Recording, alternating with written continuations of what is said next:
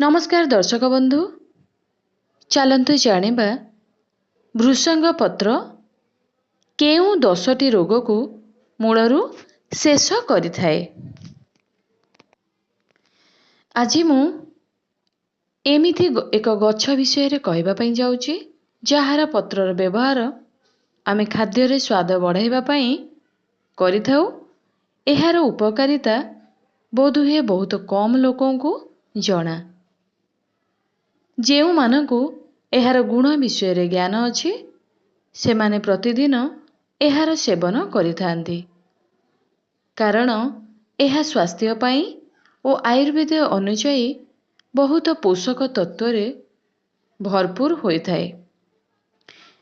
एहा बहुत सारा रोग को दूर करिबारे कामरे आसीथाए। एही गछर नाम हैला भृषंग गछ। भृषंग गछरे एते आयुर्वेदिक तत्व मिली थाए कि जहा कैंसर भली रोग को दूर करिथाए। जदि आपण भृषंग गछर सेवन करुथांती तेबे बहुत भलो होइथाए। तेबे चलंतु जानिबा एहार उपकारिता विषय रे। एक रे जदि आपणको कोलेस्ट्रॉल समस्या अधिक रहिछि तेबे भृषंग पत्रर सेवन आपणको पई लाभदायक अटे, कारण एहार सेवन द्वारा आपणको कोलेस्ट्रॉल को कम करिवारे एहा सहाय्य करिथाए। दुई रे हार्ट संबंधित रोगींक पई भृषंग पत्र सेवन करिबा मध्य बहुत लाभदायक अटे।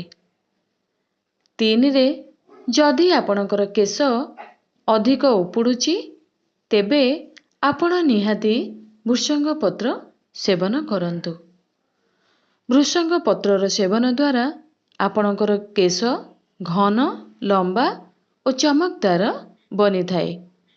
एहाकु सेवन करिबा द्वारा केश संबंधी समस्त समस्या दूर होइथाए। चारि रे जदि आपणको ब्लड सुगारर समस्या अछि तेबे आपण भृषंग पत्रर सेवन निहाती करंतु। एहा आपणको ब्लड सुगार को कंट्रोल रे रखिबारे बहुत सहायक होइथाए। पांच रे आपणकर पेट और लिवर पई भी भृषंग पत्र बहुत लाभदायक होइथाए।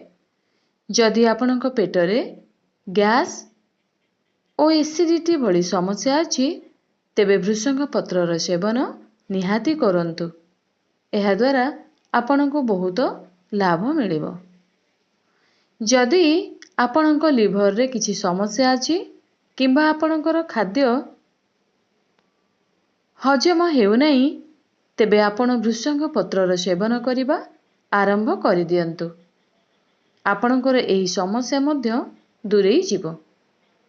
भृषंग पत्र तो आपणको बाड़ी रे अति सहजरे मिली जिवो। एहाकु आपण निज तरकारी रे पकाई सेवन करि परिबे।